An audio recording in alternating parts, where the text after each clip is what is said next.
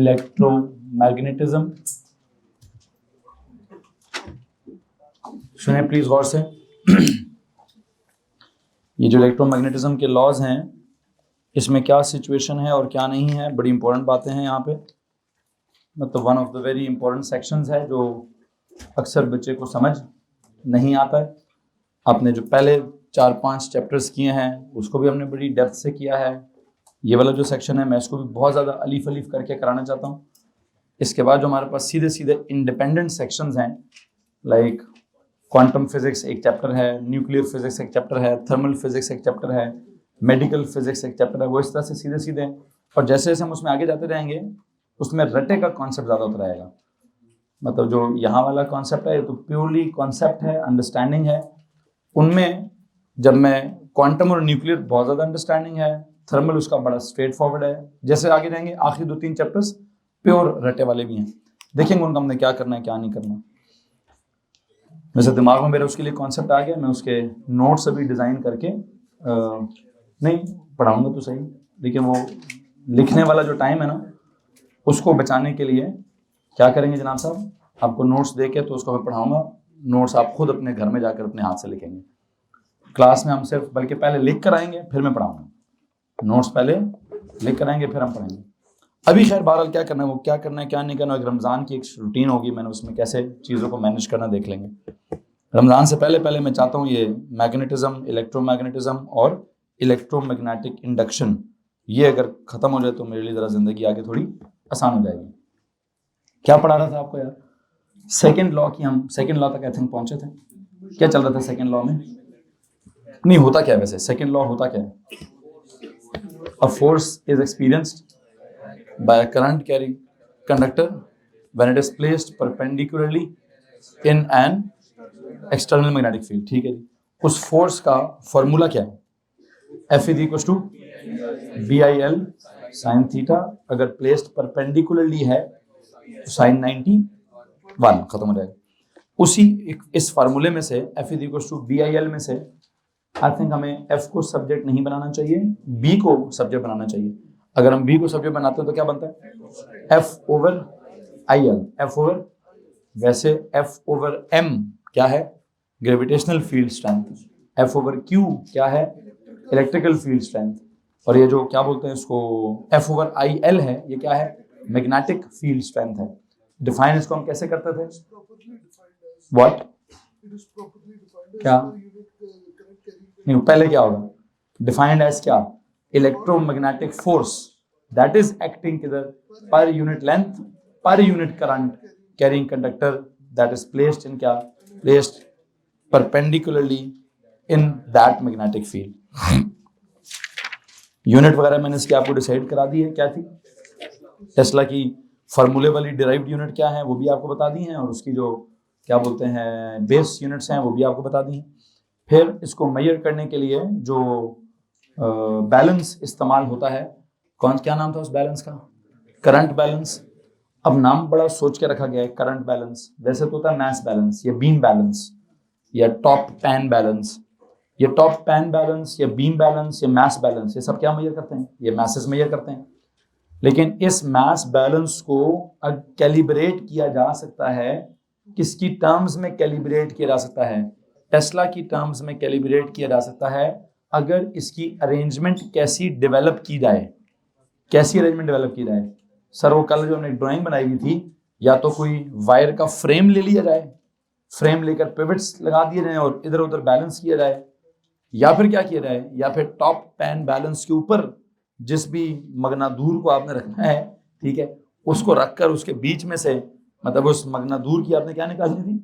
Field की strength. तो उसके बीच में से क्या करें? वायर प्लेस करें, और वायर के ऊपर आप करंट गुजारेंगे तो वायर के ऊपर फोर्स लगेगी, तो फोर्स को फिक्स कर दें। फोर्स नीचे लगेगी तो मैग्नेट ऊपर आ जाएगा, अगर फोर्स ऊपर लगेगी तो मैग्नेट नीचे चला जाएगा। मैग्नेट के नीचे जाने से या ऊपर जाने से क्या होगा? मैस बैलेंस के ऊपर मैस की रीडिंग में क्या होगा? मैस की रीडिंग में तब्दीली आएगी। दैट तब्दीली विल बी क्या? वो हमें हमारा मैग्नेटिक फ्लक्स डेंसिटी या मैग्नेटिक फील्ड स्ट्रेंथ मेजर करने में मदद देगी। आपने गौर किया मैंने अभी क्या बोला?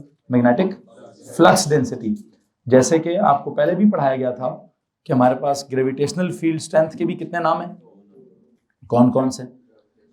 उसका दूसरा नाम है with reference to something else, वो एक फ्री फॉल मोशन है, उधर से हमने उसका नाम ग्रेविटेशनल एक्सेलरेशन रखा। इलेक्ट्रिकल फील्ड स्ट्रेंथ का भी एक और नाम है, वो था विद रेफरेंस टू पोटेंशियल वाला जो ग्राफ होता है, क्या नाम था? Potential gradient. नेगेटिव तो उसकी नेचर है, अदरवाइज पोटेंशियल ग्रेडियंट। दूसरा नाम क्या है इलेक्ट्रिकल फील्ड स्ट्रेंथ का? Potential gradient. अब इधर और वो भी नाम जब हम चेंज करते हैं तो वो एक्चुअल में टॉपिक चेंज हुआ होता है, मतलब किसी और जगह जाकर उसका वो नाम होता है। जनरली नाम ग्रेविटेशनल फील्ड स्ट्रेंथ ही है, या इलेक्ट्रिकल फील्ड स्ट्रेंथ ही है, या मैग्नेटिक फील्ड स्ट्रेंथ ही है। अगर आपने ग्रेविटेशनल फील्ड स्ट्रेंथ का नाम चेंज किया है तो आपको मालूम होना चाहिए कि नाम किसी पर्टिकुलर टॉपिक में चेंज किया है। किस टॉपिक में चेंज किया है? फ्री फॉल मोशन पढ़ा रहे थे तो नाम हमने वैसा कर दिया कि वहां एक्सेलरेशन ग्रेविटी की वजह से, तो call it gravitational acceleration. Electrical field strength का नाम भी अगर आपने चेंज किया है तो वो नाम आपने किसी और चैप्टर में जाके चेंज किया है, कि जब आप दो प्लेटें पढ़ रहे थे, दो प्लेटों के बीच की फील्ड की स्ट्रेंथ निकालनी थी, तो हमने कहा फील्ड स्ट्रेंथ बाद में निकालेंगे सर, वो इधर से उधर तक एक पोटेंशियल डिफरेंस है, potential difference with respect to distance यूं करके वेरी करता है, तो उसके ग्राफ का जो ग्रेडियंट होता है वो ये होता है, तो हमने कहा जी potential gradient, negative potential gradient. तो यहाँ पर भी अगर मैं नाम चेंज करूंगा तो नाम चेंज करने की कोई वजह होनी चाहिए, उसके लिए कोई नया टॉपिक होना चाहिए, कोई नई बात हो। खैर मैं उस नई बात तक आपको पहुंचाने की कोशिश करता हूँ। वो नई बात मैंने क्या समझानी है क्या नहीं समझानी, आई थिंक मुझे आखिरी बात बता दीजिए क्या लिखी हुई आपने कल के उस पेज के ऊपर ही, जो लेक्चर है सो लेक्चर है वो हमने आई थिंक मुकम्मल कर लिया है। एक न्यूमेरिकल भी हमने अजीब सा सॉल्व कर लिया था कि जनाब साहब उधर से वो नीचे गिर रहा है, यहाँ से आपने मास बैलेंस किया हुआ है, तो बताएं कि उसकी फील्ड की स्ट्रेंथ कितनी है, तो हमने कहा जी ये होगा तो वो होगा, तो लटरम होगा तो पटरम होगा। जनाब साहब अपनी नॉर्मल नोट्स पे चले जाएंगे, नॉर्मल नोट्स बनाएं, वहां शायद आपने एक जुमला लिखा हो कि मैग्नेटिक फील्ड स्ट्रेंथ को हम और क्या कहते हैं, उधर लिखा भाई नहीं, हेडर पे लिखा है, तो बस एक काम करें नॉर्मल नोट्स की पहली लाइन लिखें। आज के लेक्चर में जो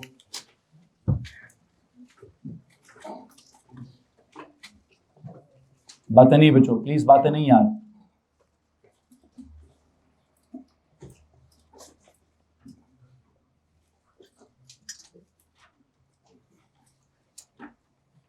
आपने नॉर्मल नोट्स में इस तरह से कुछ चीज लिखी हुई है, इसका नाम क्या है? Magnetic field strength. इसको हम क्या कहेंगे? आज के लेक्चर की पहली लाइन ये है, magnetic field strength is also known as magnetic flux density. ये लिखें,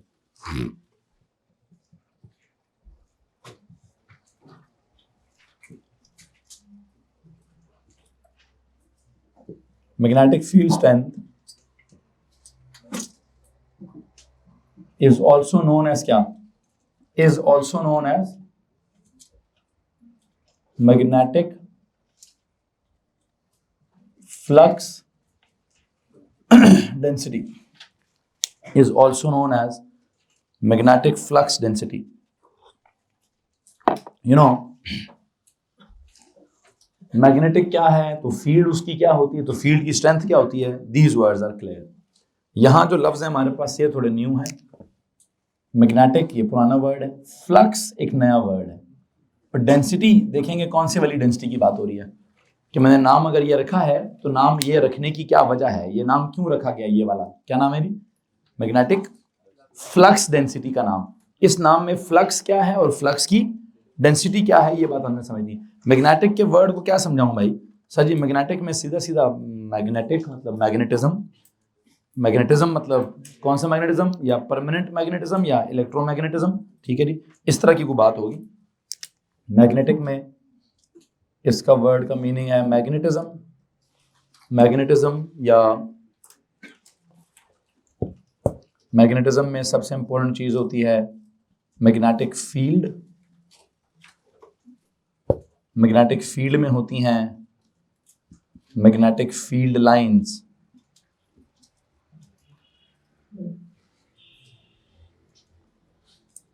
अब ये बड़ी इंपॉर्टेंट बात है जी, मैंने मैग्नेटिक का वर्ड जो है जब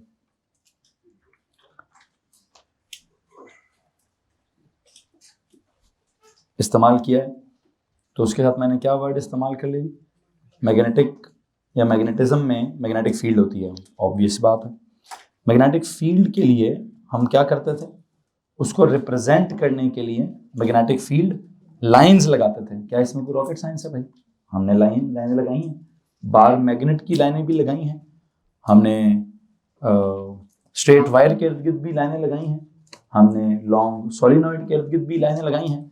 मतलब किसी का पैटर्न कॉन्सेंट्रिक सर्कल्स जैसा बनाया है, किसी का पैटर्न हमने क्या बोलते हैं स्पाइडर शेप बनाया है। कहीं पर लाइनें हमने करीब करीब बनाई हैं, कहीं पर लाइनें हमने दूर दूर बनाई हैं। क्या बनाई जनाब साहब? कहीं पर लाइनें हमने करीब करीब बनाई हैं और कहीं पर लाइनें हमने दूर दूर बनाई हैं। ये जो करीब करीब लाइनें हमने लगाई हैं, इसका मतलब क्या होता था कि वहां पर मैग्नेटिक फील्ड की स्ट्रेंथ ज्यादा होती थी, और जहां पर लाइनें दूर दूर लगाते थे उनके दरम्यान में स्पेसिंग ज्यादा होती थी, तो वो क्या होता था, वहां हम कहते थे मैग्नेटिक फील्ड की स्ट्रेंथ लो जनाब साहब। इसका मतलब ये है हम तो काफी जमाने से लाइनों को इस्तेमाल करते आए हैं, लाइनों की स्पेसिंग को इस्तेमाल करते आए हैं। क्या रिप्रेजेंट करने के लिए? क्या रिप्रेजेंट? मैग्नेटिक फील्ड की स्ट्रेंथ रिप्रेजेंट करने के लिए क्या इस्तेमाल होता है? मैग्नेटिक फील्ड लाइंस की स्पेसिंग। क्या?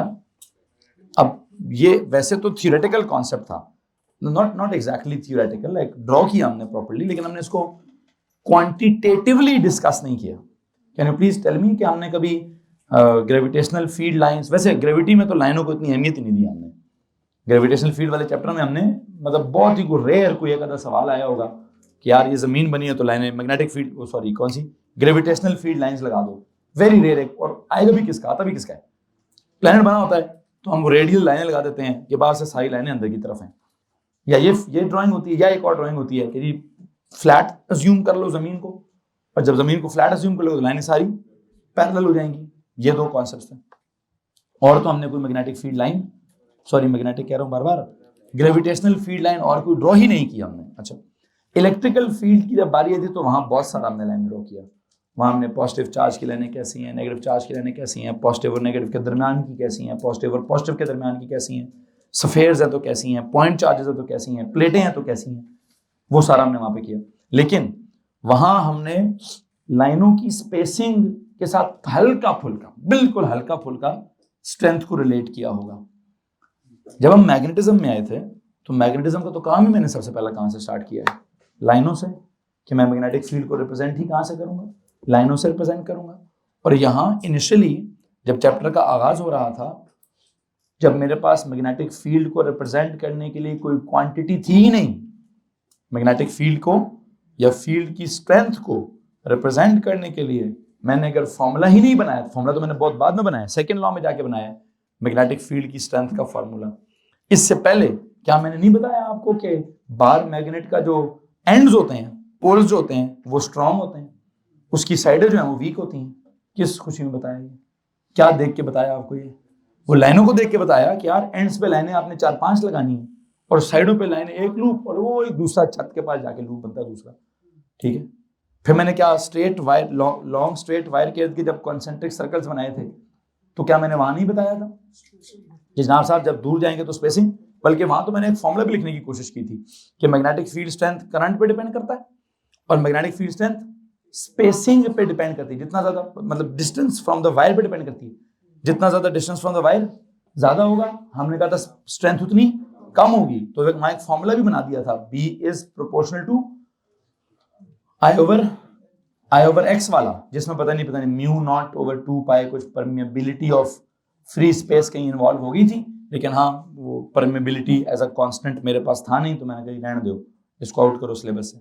बहरहाल बस बताना जो बात आपसे शेयर करना चाह रहा हूं वो क्या है, वो ये है जनाब साहब कि मैग्नेटिक फील्ड स्ट्रेंथ के लिए, ये बहुत बात की बात है मैग्नेटिक फील्ड स्ट्रेंथ। पहली बात है मैग्नेटिज्म अब परमानेंट मैग्नेट्स का है या इलेक्ट्रोमैग्नेट्स का है वो टॉपिक है। उनके इर्द गिर्द क्या है? मैग्नेटिक फील्ड है। उसकी मैग्नेटिक फील्ड को रिप्रेजेंट करने के लिए क्या करते हैं?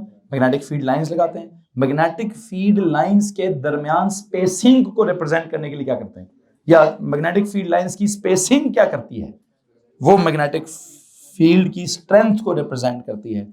एंड यू नो व्हाट, आज के लेक्चर में मैंने यही आपको समझाना है कि जो मैग्नेटिक फील्ड लाइंस के दरमियान की स्पेसिंग है, वो स्पेसिंग कम होगी तो क्या होगा, वो स्पेसिंग ज्यादा होगी तो क्या होगा। उसके लिए मैंने एक नया वर्ड इजाद कर देना है, फ्लक्स। क्या वर्ड जनाब? ये जो फ्लक्स का वर्ड है, पहले कभी सुना है फ्लक्स? फ्लक्स किसको कहते हैं नॉर्मल अंग्रेजी में? ई फ्लक्स नहीं, रिफ्लेक्स नहीं।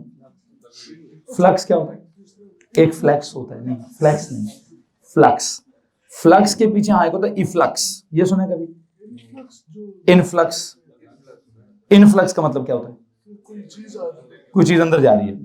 इफ्लक्स, बात खत्म हो गई। इफ्लक्स है जी। फ्लक्स, ये बार मैग्नेट है, इसके नॉर्थ में से फ्लक्स हो रहा है, इसके नॉर्थ में से लाइनें ई फ्लक्स हो रही हैं। क्या हो रही है जी? ये नॉर्थ पोल है, ये साउथ पोल है, यहां से लाइनें निकल रही हैं, वहां से लाइनें जा रही हैं। तो नॉर्थ में से ई फ्लक्स हो रहा है, तो साउथ में इनफ्लक्स हो रहा है। तो there is this kind of word flux. ये जो फ्लक्स का वर्ड इन्होंने इजाद किया, मिलता है वो लाइनें निकल रही हैं जी, सोलिनॉइड के बीच में से निकल रही हैं जी। उसकी वो एक कॉइल, मतलब करंट इस तरह जा रहा है तो नॉर्थ इधर है, यहां से लाइनें निकल रही हैं, वहां से लाइनें जा रही हैं। तो लाइनों के निकलने के लिए क्या किया उन्होंने लफ्ज इस्तेमाल कर दिया फ्लक्स। आई बिलीव फ्लक्स के लिए क्या लिखूं मैं यहाँ पे, कि यहाँ पे आपने कहा मैग्नेटिज्म के लिए, मैग्नेटिज्म है, मैग्नेटिक फील्ड है, मैग्नेटिक फील्ड लाइंस है। अगर मैं कहूं magnetic field lines emerge out of क्या? इमर्ज आउट या ओरिजिनेट आउट ऑफ क्या? द नॉर्थ और द सोलिनॉइड का वन ऑफ द एंड। तो जब वो ओरिजिनेट आउट होती हैं, जब ई फ्लक्स आउट होती है, तो उसकी वजह से एक फ्लक्स होता है। कितनी लाइनें निकल रही हैं जी? चलें, क्या होगा? जहां स्ट्रेंथ ज्यादा होगी वहां से ज्यादा लाइनें निकलेंगी, जहां स्ट्रेंथ कम होगी वहां से, तो हम कहेंगे जी ज्यादा सारी लाइनें निकल रही हैं, क्योंकि ज्यादा सारा फ्लक्स है। कम लाइनें निकल रही हैं, कम फ्लक्स है। You getting this word? जो फ्लक्स का वर्ड कैसे रिलेट कर रहा है? आई थिंक उसने फ्लक्स का वर्ड रिलेट करना है number of magnetic field lines के साथ। Greater the number of magnetic field lines, greater the flux. Lesser the number of magnetic field lines, lesser the flux. तो मुझे लगता है कि अगर आप मुझसे पूछेंगे सर फ्लक्स का मीनिंग क्या है, तो मैं यहां पे लिखूंगा it is the number of magnetic field lines effluxing out, effluxing या इमर्जिंग आउट ऑफ क्या? Of any magnet. I think flux के लिए क्या वर्ड लिखेंगे?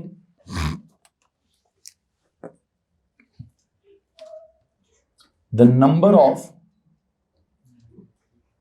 मैग्नेटिक फील्ड लाइंस इफ्लक्सिंग, या इफ्लक्सिंग के लिए आसान उर्दू क्या होगी? Emerging out. The number of magnetic field lines effluxing और emerging out of any, emerging या effluxing out of any magnet. That any magnet can be क्या? बार मैग्नेट या electromagnet. Any magnet can be bar magnet या electromagnet. Okay जी। So अब magnetism, magnetic का मतलब क्या था वो आपके मथे लग गया होगा। किसी को प्रॉब्लम है इस बात से? फ्लक्स का मतलब क्या है ये भी आपके मथे लग गया होगा। इसमें किसी को प्रॉब्लम है जी? क्या मतलब है फ्लक्स का? है जी, number of lines, like number of magnetic field lines emerging और effluxing out of the magnet. Okay, आगे तीसरे वर्ड की तरफ जाता हूं। तीसरा वर्ड क्या है? तीसरा वर्ड है डेंसिटी। क्या वर्ड है जनाब साहब? ये डेंसिटी बेसिकली आपने सबसे पहले कब पढ़ी है? और सबसे पहले ये पढ़ी मैस वाली डेंसिटी। वो क्या होता था? Mess per unit volume. फिर आपने एक चार्ज डेंसिटी ए लेवल में आके कभी पढ़ी होगी केमिस्ट्री वालों ने। वो चार्ज डेंसिटी क्या होती है? चार्ज पर यूनिट, वो तो पर यूनिट रेडियस होता था, या पर यूनिट होता एटॉमिक साइज ही था, लेकिन हम उसको करते क्या थे? मुझे लगता है कि आप डेंसिटी जो है ना, किसी भी क्वांटिटी को वॉल्यूम से डिवाइड करें तब भी डेंसिटी है, किसी क्वांटिटी को एरिया से डिवाइड करें तब भी डेंसिटी है, किसी क्वांटिटी को लेंथ से भी डिवाइड कर दें तब भी क्या है? तब भी उसकी डेंसिटी ही होती है। कंप्यूटर वाला बच्चा शायद परेशान हो रहा है, कहते सर जी मैं तो वॉल्यूम से डिवाइड करूंगा, मैंने तो वॉल्यूम से डिवाइड करके डेंसिटी पढ़ी थी। अगर आपने केमिस्ट्री पढ़ी होती तो आपके लिए बात प्रॉब्लम ना करती। हम पिछला पूरा साल चार्ज को रेडियस से डिवाइड करते थे, कहते थे चार्ज डेंसिटी। क्या कहते थे? कि चार्ज कितना डेंस है, चार्ज कितना होता वो भी असल में, अगर उसकी भी असलियत में जाऊं तो वहां भी चार्ज को साइज से ही डिवाइड किया जाता होगा, लेकिन वहां हम साइज को रिप्रेजेंट करने के लिए वॉल्यूम नहीं लेते थे, वहां साइज को रिप्रेजेंट करने के लिए रेडियस लिया जाता था। तो वहां एक टर्म थी चार्ज अपॉन रेडियस, लेकिन हम उसको कहते क्या थे, चार्ज डेंसिटी।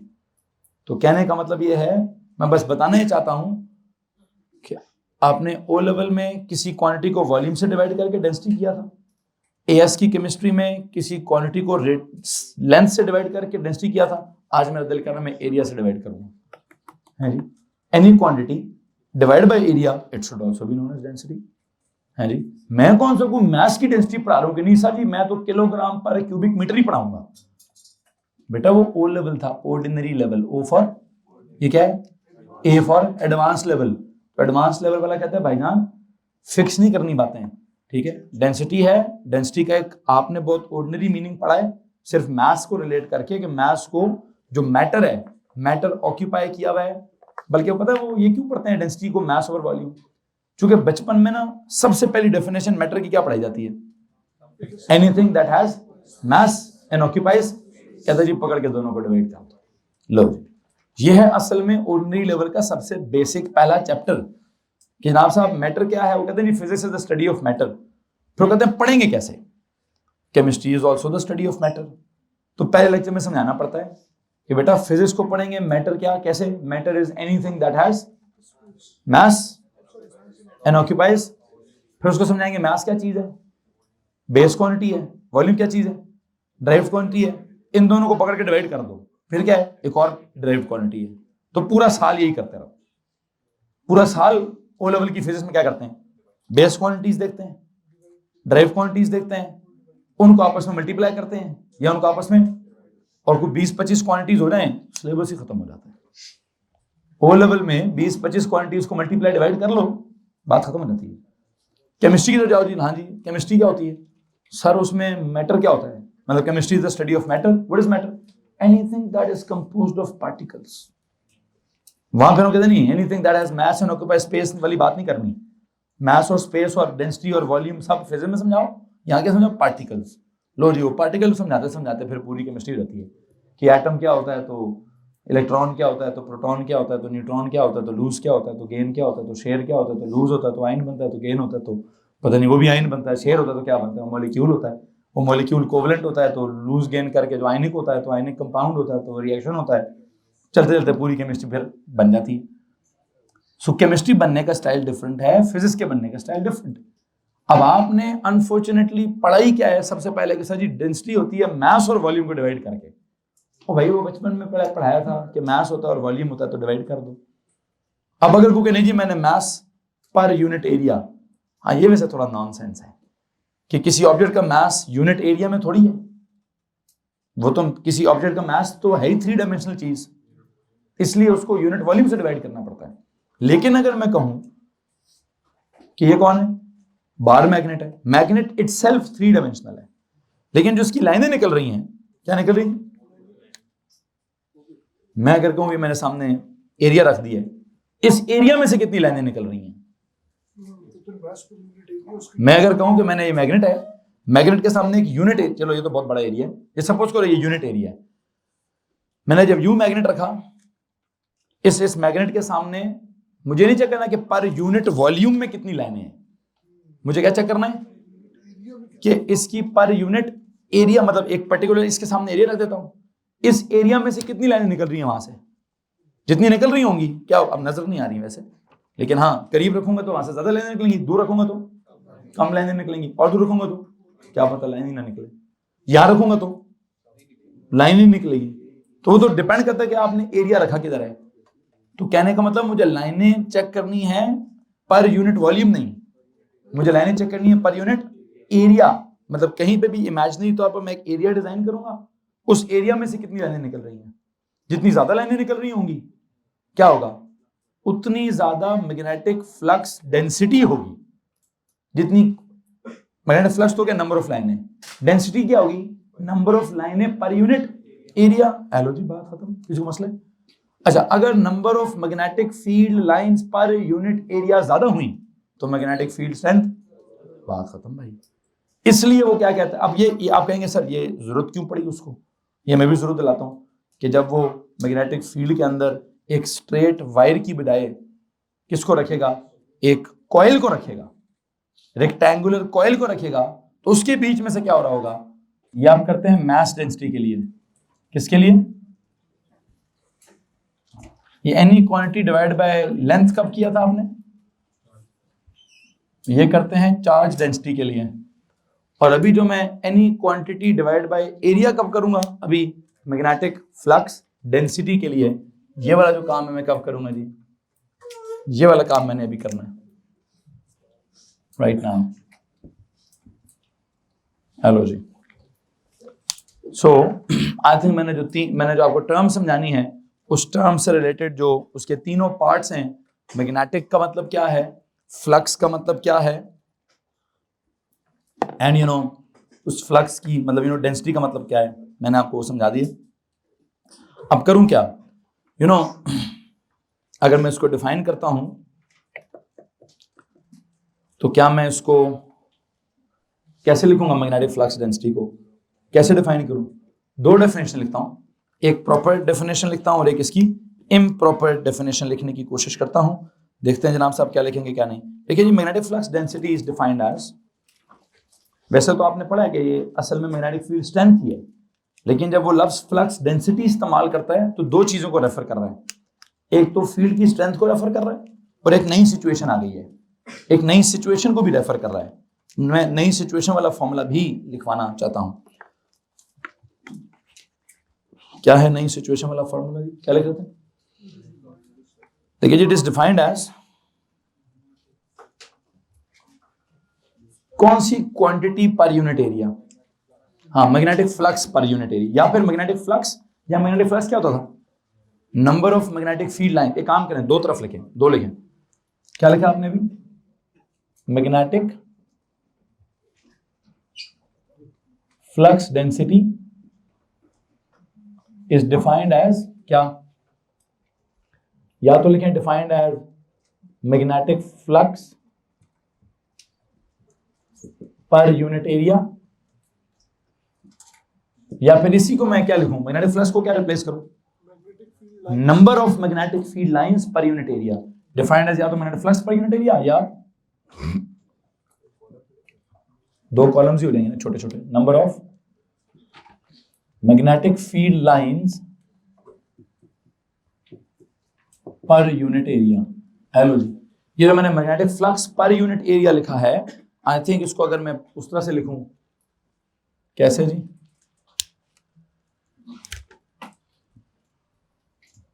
मैग्नेटिक फ्लक्स ऊपर ओवर एरिया नीचे, यहां क्या लिखूं, नंबर ऑफ, दरमियान में थोड़ा सा छोड़ दीजिएगा, number of magnetic field lines की तादाद ऊपर ओवर एरिया नीचे। प्लीज टेल मी, ये दोनों बातें क्या हैं सर जी, ये दोनों बातें ना मैग्नेटिक फ्लक्स डेंसिटी या मैग्नेटिक फील्ड स्ट्रेंथ की डेफिनेशंस हैं। ये मैग्नेटिक फ्लक्स डेंसिटी या मैग्नेटिक फील्ड स्ट्रेंथ की डेफिनेशंस हैं। और अब अगर आप मुझे ये कहते हैं कि सर जी इसका कोई सिंबल बनाएं, तो आई होप आपको एरिया का सिंबल तो पता है, capital A. Magnetic flux density field strength को कहते थे, उसका सिंबल भी पता है, क्या, कैपिटल बी। एक चीज का सिंबल रह गया, number of magnetic field lines का या मैग्नेटिक फ्लक्स का, कि लाइनें कितनी है जी, लाइनें कितनी है जी, बताओ जनाब साहब, उसका सिंबल रह गया। उसके सिंबल के लिए क्या करेंगे क्या नहीं करेंगे, और से मेरी बात सुनिए, इट इज बी, उधर लिखूं कि इधर लिखूं, दिल कर लिखें जी, बी इक्वल्स क्या, ओवर एरिया। इसको सिंबल क्या देना है, लेट मी सी, ये स्पेसिफिकेशंस वाले ने इसको क्या सिंबल दिया हुआ है, एक है छोटा फाई और एक है बड़ा फाई। यू नो आपको मालूम है, आपने बहुत दफा फाई पढ़ा है, फाई का उसने यहाँ पे सिंबल दिया है, लेकिन अब फाई है कैसा वाला, इसको जरा प्लीज गौर से सुनने की कोशिश कीजिएगा। एक होता है, जरा सुने प्लीज, पेज के हेडर बनाए, पेज के हेडर बनाए, अगले पेज के हेडर पे चले जाएंगे। एक होता है ये वाला, ये कौन सा फाई है, किस चीज के लिए इस्तेमाल होता था ये? एंगल के लिए। किसके लिए? ये एंगल वाला फेज होता था। आई थिंक ये इस्तेमाल करते थे फेज, इसको कहते थे फेज है, जो कि रेडियन शेडियन में होता था। अच्छा, फिर एक होता था वो क्या बोलते हैं, यूं करके, ये वाला भी आपने इस्तेमाल किया हुआ है कहीं, पता है किधर? पोटेंशियल के लिए। किसके लिए? वो ग्रेविटेशनल पोटेंशियल के लिए हमने ये वाला, इलेक्ट्रिकल पोटेंशियल के लिए वी इस्तेमाल किया था, ग्रेविटेशनल पोटेंशियल के लिए आई थिंक ये इस्तेमाल किया था।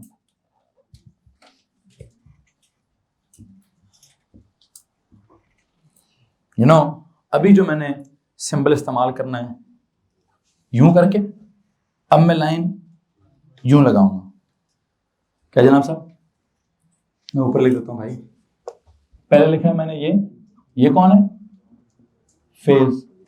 फिर लिखा मैंने यूं करके, यूं, ये कौन है? पोटेंशियल। अब मैंने यूं करके बिल्कुल सीधी लाइन लगा दी, ये कौन है? ये है फ्लक्स, ये है मैग्नेटिक फ्लक्स। तो आपकी इतला के लिए अर्ज ये है कि मैं अभी कौन सा सिंबल इस्तेमाल करना चाहता हूं, यूं करके, यूं, ये वाला। इस मैग्नेटिक फ्लक्स के लिए फाई वाला सिंबल इस्तेमाल होगा, और फाई कैसा होगा? नॉट टेढ़ा, बिल्कुल सीधा। ठीक है, हाँ जी। नो, सिंबल्स हैं, सिंबल्स में मार्क्स थोड़ी कटते हैं। मार्क्स तो आपके सारे या तो कैलकुलेशंस के होते हैं, या आंसर्स के होते हैं, या डेफिनेशनों में फिर सिंबल्स थोड़ी होते हैं। सिंबल्स के कोई मार्क्स नहीं होते। आप अपनी तरफ से एफ लिख देंगे, लेकिन वो और भी किसी चीज का सिंबल होगा एफ। तो इसलिए यहाँ पर हमें सिंबल्स का इस्तेमाल होना चाहिए। किसी को मसला है तो प्लीज हाथ खड़ा कर दीजिए।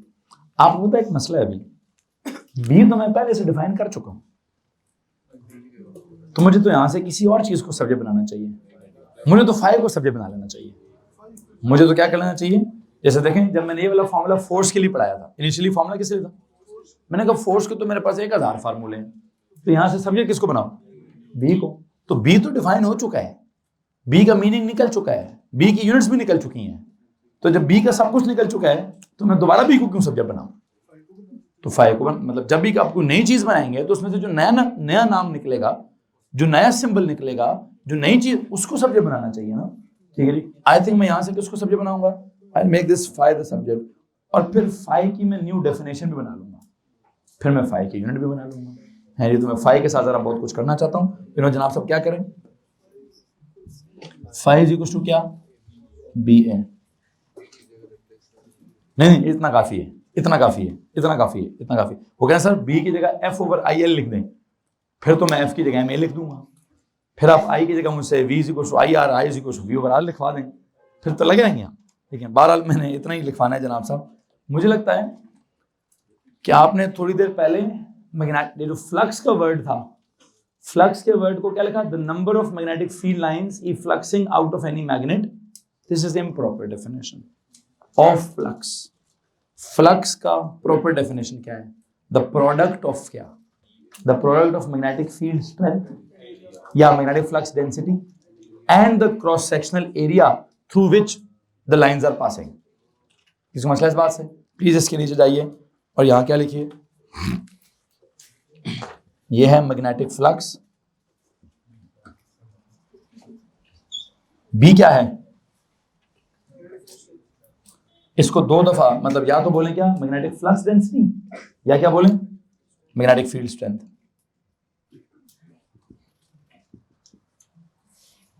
ऐसे लिखें। ये लिखने के बाद इसकी प्रॉपर डेफिनेशन लिखें।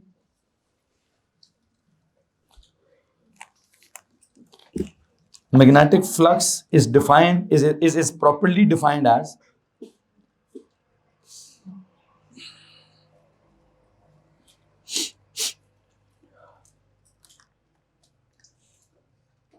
magnetic flux is properly defined as क्या बच्चों? The product of properly defined as the product of क्या?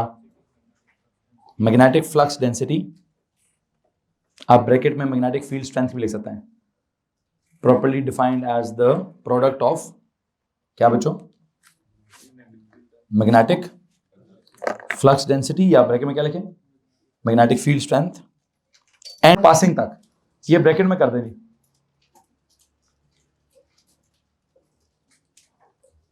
थ्रू से लेकर पासिंग तक को ब्रैकेट में कर दें। लो जी, इसके अलावा पढ़ के दिखाएं जरा, इसके अलावा पढ़ें, प्रोडक्ट ऑफ क्या, magnetic flux density and cross sectional area that is perpendicular to the direction of magnetic flux, ये आपकी स्पेसिफिकेशन में लिखा हुआ है। किसी मसला इस बात से जनाब साहब? सो यू नो हमने क्या किया, यहाँ पे हमने यहाँ ये पढ़ाना, तो मैं मैग्नेटिक फ्लक्स डेंसिटी चाहता था, उस डेंसिटी को पढ़ाते हुए मैंने magnetic flux per unit area कर दिया, number of magnetic field lines per unit area कर दिया, लेकिन मुझे ख्याल आया कि ये न्यू क्वांटिटी नहीं है, ये न्यू क्वांटिटी है।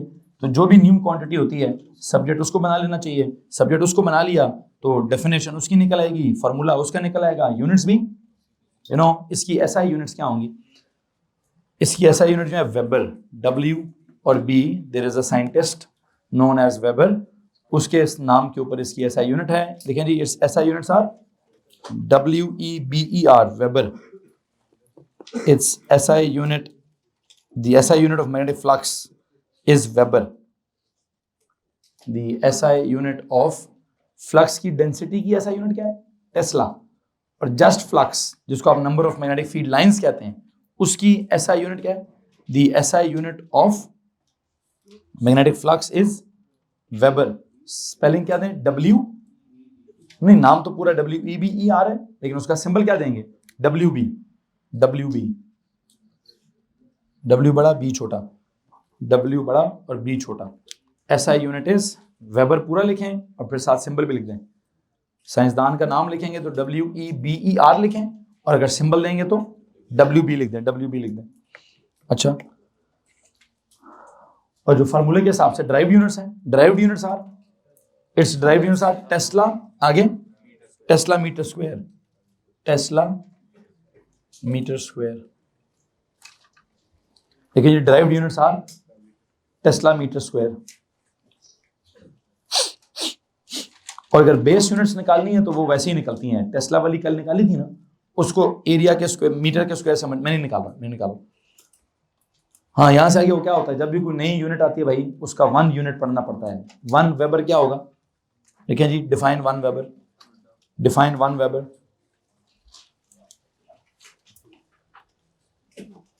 डिफाइन 1 वेबर, 1 वेबर कैसे डिफाइन होगा, 1 क्या, 1 tesla multiply by 1 squared metre, 1 weber is equal to 1 tesla multiply by 1 squared metre, 1 metre के बाद ऊपर स्क्वायर, 1 स्क्वायर्ड मीटर। तो लो जी, क्या अंग्रेजी में कैसे डिफाइन करूं, अंग्रेजी में कैसे डिफाइन करेंगे, what is 1 weber, it is the magnetic flux, या ब्रैकेट में क्या लिखूं, मैग्नेटिक फील्ड लाइंस, ठीक है। देखिए जी, इट इज द, देखिए 1 weber is the magnetic flux, 1 weber is the magnetic flux, 1 weber is the क्या बच्चों, मैग्नेटिक फ्लक्स, ब्रैकेट में क्या लिखें, मैग्नेटिक फील्ड लाइंस,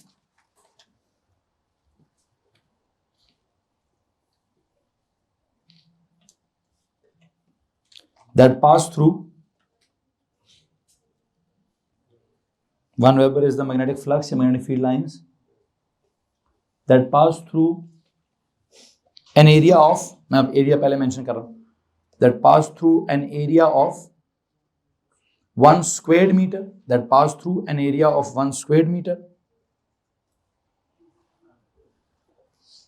for क्या, for a magnetic flux density of 1 Tesla, for a magnetic flux density या magnetic field strength of 1 Tesla, of 1 Tesla, of क्या जनाब साहब? 1 टेस्ला।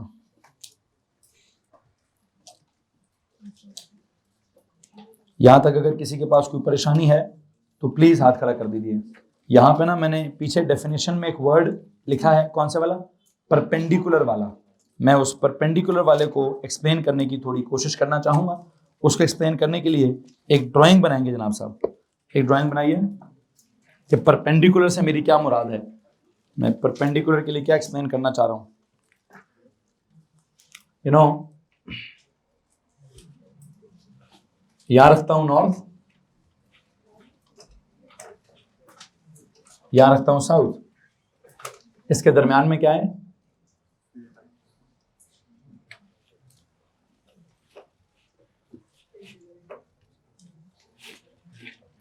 Field lines. सुने जरा गौर से, मतलब वो वाली दीवार नॉर्थ है, ये वाली दीवार साउथ है, दरमियान में मैग्नेटिक फील्ड लाइंस है। अब जो मैंने एरिया रखना है, एरिया शुड बी कैसा? Area should be perpendicular. Perpendicular का मतलब क्या है?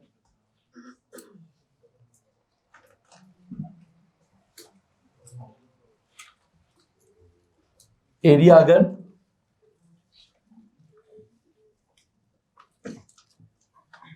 मतलब ऐसे है तो बीच में से क्या हो रहा होगा? क्रॉस सेक्शनल एरिया आपका कैसा है? अगर क्रॉस सेक्शनल एरिया ऐसे पड़ा है तो उसके बीच में से सारी लाइनें क्या हो रही होंगी? गुजर रही होंगी। और अगर मैं कहूं नहीं जी एरिया ऐसा नहीं है,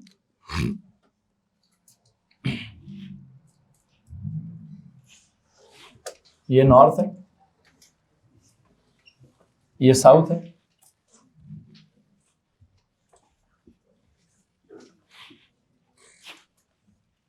यहां पर एरिया कैसा है वो जरा देख लीजिए, बिल्कुल इसी प्लेन में है area.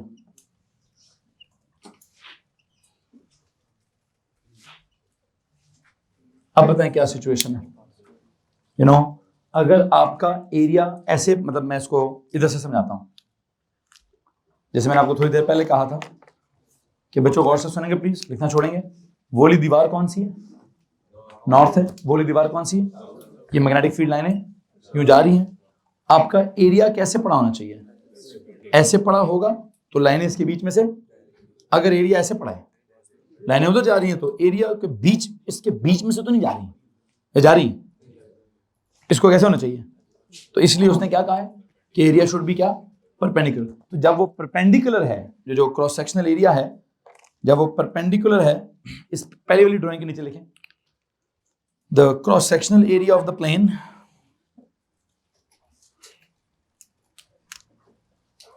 the cross sectional area of the plane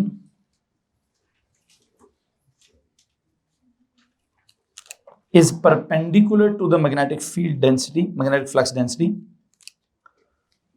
पहली वाली ड्राइंग के साथ क्या लिखें? the cross sectional area of the plane,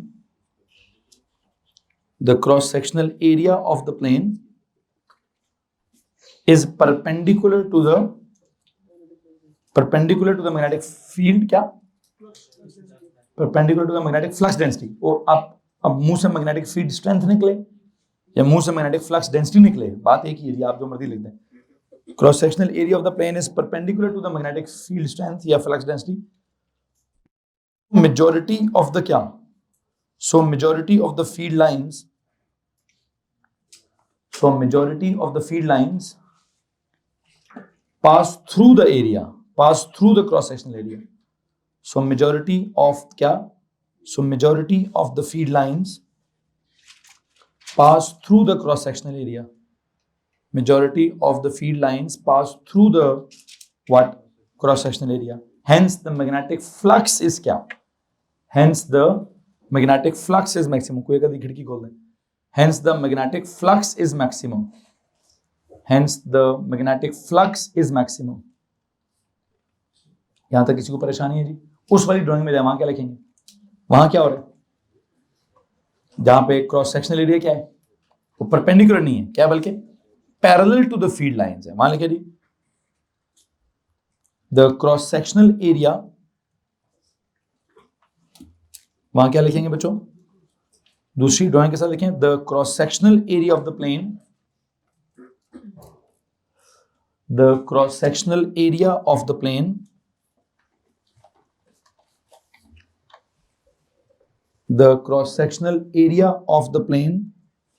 is parallel to the magnetic flux density,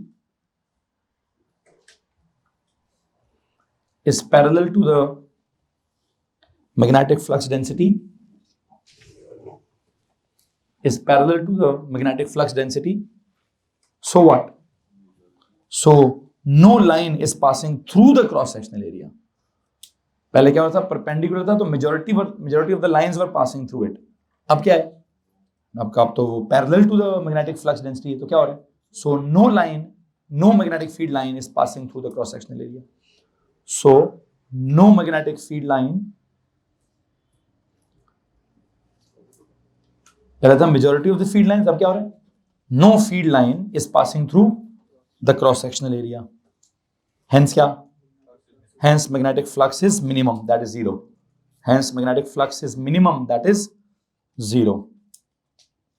That is zero. ये जी एक जवाब देंगे मुझे आप, ये परपेंडिकुलर पे कोई चीज मैक्सिमम हो और पैरेलल पे चीज जीरो हो, इसकी कहानी क्या है? आई थिंक इसकी कहानी तो सर जी साइन वाली कहानी है. तो एक काम करेंगे, अकॉर्डिंग टू द अबव, अब कॉमन करें, अब दोनों का जुमला, अब ये दोनों का जुमला जी क्या लिखें, according to the above discussion. मुझे लगता है कि फॉर्मूला क्या होना चाहिए, ठीक है जी, according to the above discussion phi equals, according to the above discussion, there must be sin theta in the equation. According to the above discussion, there must be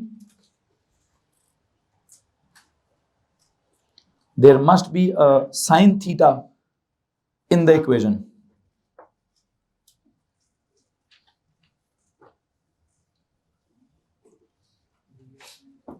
There must be a sin theta in the equation of क्या?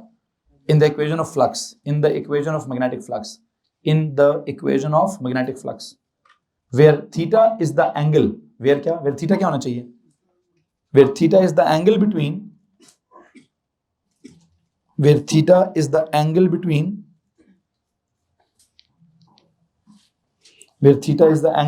क्या? Between the plane of the area, between the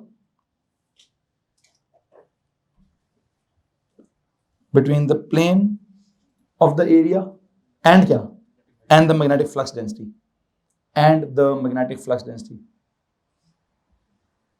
Plane of the area and the magnetic flux density.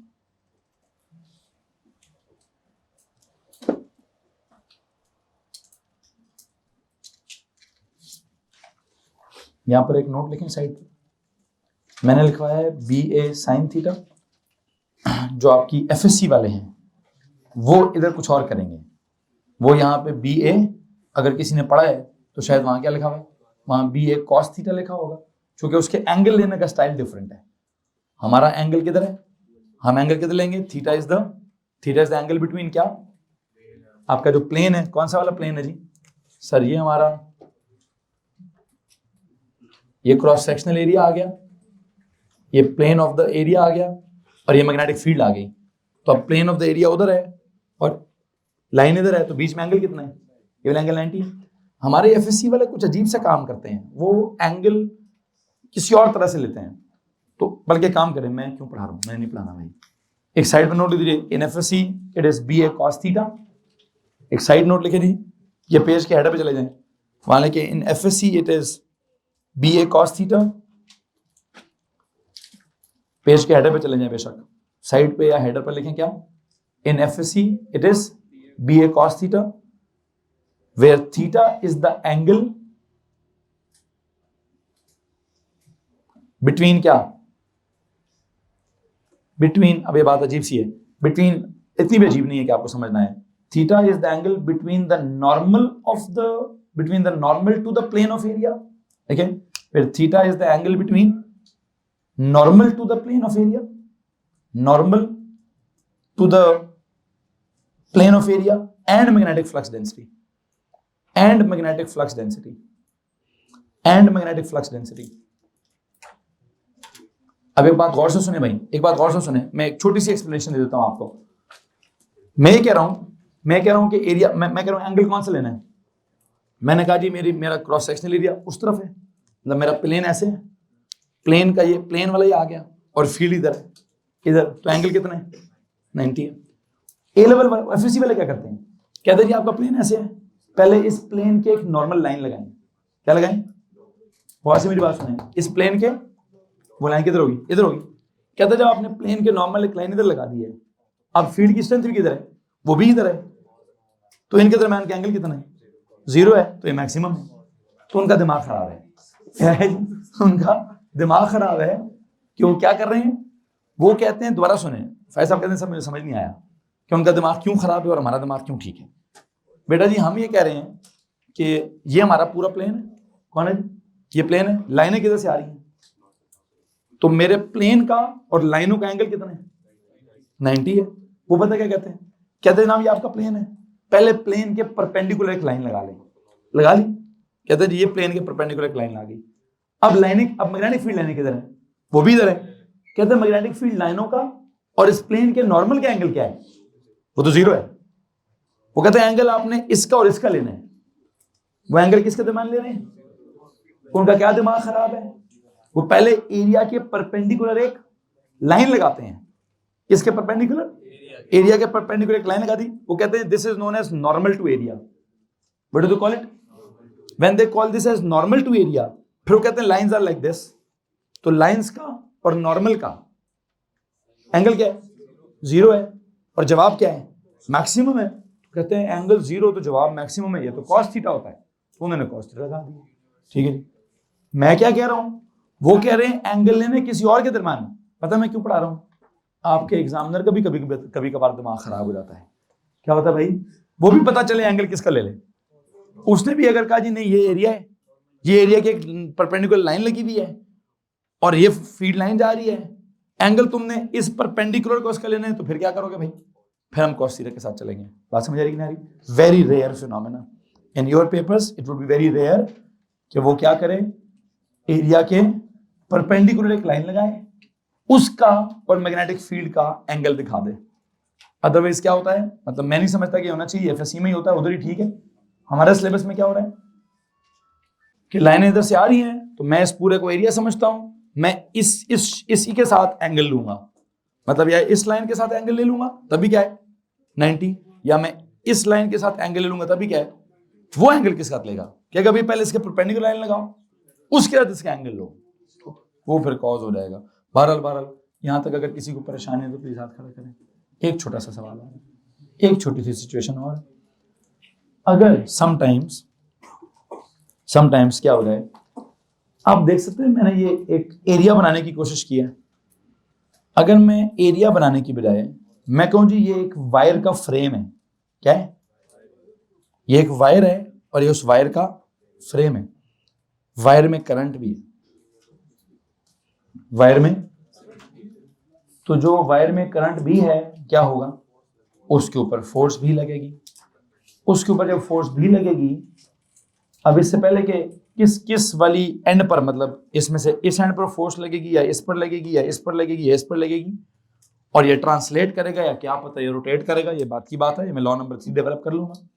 Law number 3 develop करने से पहले जो मुझे आपको बात बतानी है वो ये है, अक्सर वो जब क्रॉस सेक्शनल एरिया अगर वायर्स का लेता है तो एक कॉइल, दूसरी कॉइल, तीसरी coil, n number of coils, कितनी, जब वो कहता है जी मैंने जो वायर ली है, वायर का जो कॉइल किया है, कॉइल के अंदर अगर मैंने ढेर सारी टर्न्स ले ली, तो तुम एक काम करना, फ्लक्स को multiply by n number of turns कर देना, और फ्लक्स को एन से मल्टीप्लाई जब कर लोगे तो उसको मैग्नेटिक फ्लक्स की बजाय मैग्नेटिक फ्लक्स लिंकेज कह देना। क्या कह देना भाई, एक छोटी सी चीज बस और समझानी है कि अगर क्या हो रहा है, अगर आपके पास कोई फील्ड है मैग्नेटिक और उसके बीच में आपने कोई कॉइल रखी है, जैसे सोलेनॉइड नहीं होता, सोलेनॉइड की ढेर सारी टर्न्स होती है ना, खैर मैं सोलेनॉइड नहीं रखूंगा, मैं रेक्टेंगुलर कॉइल रखूंगा अगले किसी लेक्चर में, लेकिन अगर उस कॉइल में एक से ज्यादा टर्न्स हुई तो मैग्नेटिक फ्लक्स सिर्फ एक वायर में से नहीं, एक कॉइल में से नहीं गुजर रहा होगा, अगली में से भी गुजर रहा होगा, अगली में से भी गुजर रहा होगा, मतलब जितनी भी एक रेक्टेंगल, बल्कि एक रेक्टेंगल क्या, 1 2 3 4 5 और 6, तो जो ये 6 हैं, ये 6 क्या है, ये 6 पेजेस हैं, ये 6 टर्न्स हैं। तो मैग्नेटिक फील्ड अगर आ रही है तो क्या सिर्फ पहले पेज में से गुजर रही है, दूसरे में से भी तो गुजर रही है, तीसरे में से भी गुजर रही है, चौथे में से भी तो गुजर रही है। तो कहते हैं जब जितनी ज्यादा कॉइल्स में से गुजरेगा, जितनी उतनी, मतलब एक लिंकेज का वर्ड उसने इस्तेमाल किया, सबके साथ लिंक होगा। क्या होगा? जब वो सबके साथ लिंक हो रहा है flux, there is a term क्या, मैग्नेटिक फ्लक्स लिंकेज। टर्म है प्रॉपर, क्वांटिटी है प्रॉपर, उसमें सिर्फ एक फर्क है, इस फॉर्मूले को BA मल्टीप्लाई बाय N करते हैं। तो एक काम करें जनाब साहब, एक वर्ड और लिख दें बस, सीधे चले मैग्नेटिक फ्लक्स लिंकेज लिखिए जी, magnetic flux linkage, magnetic flux linkage.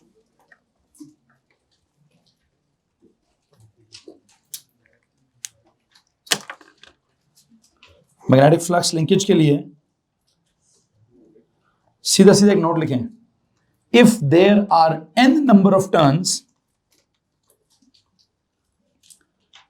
if there are n, capital N लिखना है, if there are n number of turns,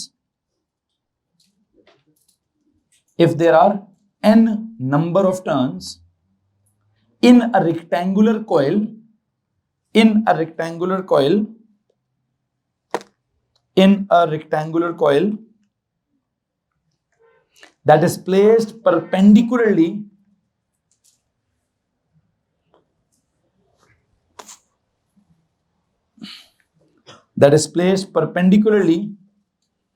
in a magnetic field, if there are क्या जी, कैपिटल N लिखना था, if there are capital N number of turns in क्या, in a rectangular coil that is placed perpendicularly in a magnetic field, then क्या, then the product of क्या, magnetic flux, then the product of magnetic flux passing through that coil, then the product of magnetic flux passing through that coil, then क्या, then the product of magnetic flux passing through that coil and the number of turns in that coil,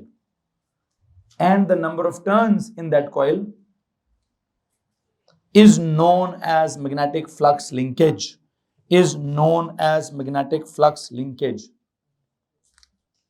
दीजिए जनाब साहब, is known as क्या, magnetic flux linkage, is known as magnetic flux linkage।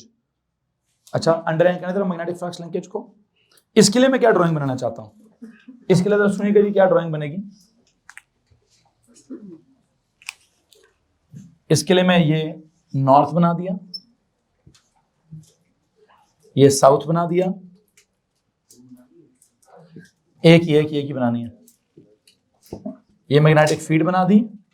And you know यहां क्या है, यहां मैंने अब जो कॉइल रखनी है वो जरा सुनिएगा कैसे रखनी है। 1 2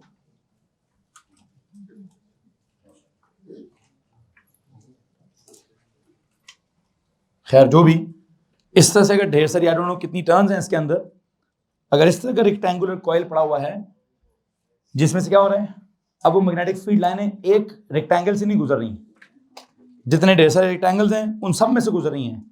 अगर उन सब में से गुजर रही हैं तो अब एक काम एक्स्ट्रा करना पड़ेगा। क्या एक्स्ट्रा करना पड़ेगा? फ्लक्स को n से मल्टीप्लाई करना पड़ेगा। तो निकल क्या आएगा? मैग्नेटिक, उसको फिर फ्लक्स नहीं बोलेंगे, मैग्नेटिक फ्लक्स लिंकेज बोलेंगे। क्या बोलेंगे आप साहब? तो क्या करें जी, क्या करें, इसके नीचे क्या अंग्रेजी लिखनी है, क्या फॉर्मूला लिखना है? फॉर्मूला सुन लीजिए। मैग्नेटिक फ्लक्स को अगर आपने मल्टीप्लाई किया नंबर ऑफ टर्न्स के साथ, magnetic flux multiply by number of turns किया, तो you know what will you get? You will get the magnetic flux linkage. अब एक छोटी सी चीज सुन लीजिए, ये फ्लक्स का सिंबल क्या है? ये इनटू क्या? एन। तो अब एन से मल्टीप्लाई करने से सिंबल को क्या होगा बेटा जी? एन से मल्टीप्लाई करने से सिंबल के ऊपर और नीचे दो कोंडे निकल आएंगे। क्या आ जाएगा भाई, मैं सिंबल थोड़ा सा यूं करके यूं कर दूंगा। हेलो जी, क्या कर दिया भाई, पहले सिंबल क्या था, पहले सिंबल था ये, this is face, this is potential, this is flux. Now what is this, बड़ा वाला फ्लक्स, ज्यादा वाला फ्लक्स, फ्लक्स का क्या, लिंकेज, मैग्नेटिक फ्लक्स लिंकेज, जो भी है जी, गुजारा चलाएं, ठीक है जी। और अब इसका फॉर्मूला क्या है, इस फॉर्मूला इज क्या, this was B into A, now what is this, B A N, N B A कर दें, बी एन कर दें, जो मर्जी कर दें भाई, आप इसको बैन करते हैं या आप इसको एन बी ए करते हैं या आप इसको एन ए बी करते हैं, नैब खैर बहरहाल जो भी है जनाब साहब, गुजारा चलाएं। B A N, this is B A N, B for magnetic field strength या magnetic flux linkage, A for the cross sectional area of the rectangular coil, and N क्या, N for the number of turns in that coil, N for the number of turns in that coil. तो you know क्या हो गया जनाब साहब, मैंने term में से अगली टर्म निकाल ली है, किस टर्म में से कौन सी टर्म निकाल ली है, गौर से मेरी बात सुनिए। टॉपिक मेरा क्या था, बेसिकली सेकंड लॉ ही पढ़ा रहा था। सेकंड लॉ में क्या किया, मैंने कहा जी आपने पढ़ा था मैग्नेटिक फील्ड स्ट्रेंथ, मैंने कहा मैग्नेटिक फील्ड स्ट्रेंथ का, फातिमा शाह इधर सुनोगे, मैग्नेटिक फील्ड स्ट्रेंथ का एक और नाम क्या रख दिया, मैग्नेटिक फ्लक्स डेंसिटी नाम रख दिया। क्या नाम रख दे रही, मैग्नेटिक फ्लक्स डेंसिटी नाम रख दिया। जब उसका नाम मैंने ये रखा, उस हिसाब से फिर मैंने नया कॉन्सेप्ट डेवलप किया कि अगर ये फ्लक्स की डेंसिटी है तो it is basically magnetic flux per unit area. जब मैंने इस तरह से बना दिया तो मैंने कहा नई चीज तो फ्लक्स हो गई, मैंने सब्जेक्ट उसको बना लिया, जब सब्जेक्ट उसको बना दिया तो नई यूनिट आ गई वेबर, फ्लक्स डेंसिटी के लिए टेस्ला और जस्ट फ्लक्स के लिए क्या, वेबर। वहां से क्या किया, वहां से परपेंडिकुलर और पैरेलल का कॉन्सेप्ट समझाया। फिर परपेंडिकुलर जब टर्न थी तो मैंने कहा एक नहीं दो नहीं एन टर्न्स हो गई, जब एन टर्न्स हो गई तो मैंने कहा फ्लक्स थोड़ा ज्यादा हो जाएगा, तो उसको ज्यादा वाले फ्लक्स को फ्लक्स का लिंकेज कहेंगे, ज्यादा वाले फ्लक्स को फ्लक्स लिंकेज कहेंगे। छोटे वाले फाई की जगह बड़ा वाला या कुंडो वाला फाई सिंबल दे देंगे, बी ए की जगह एन बी ए हो जाएगा। किसी के पास सवाल है तो हाथ खड़ा कर दें।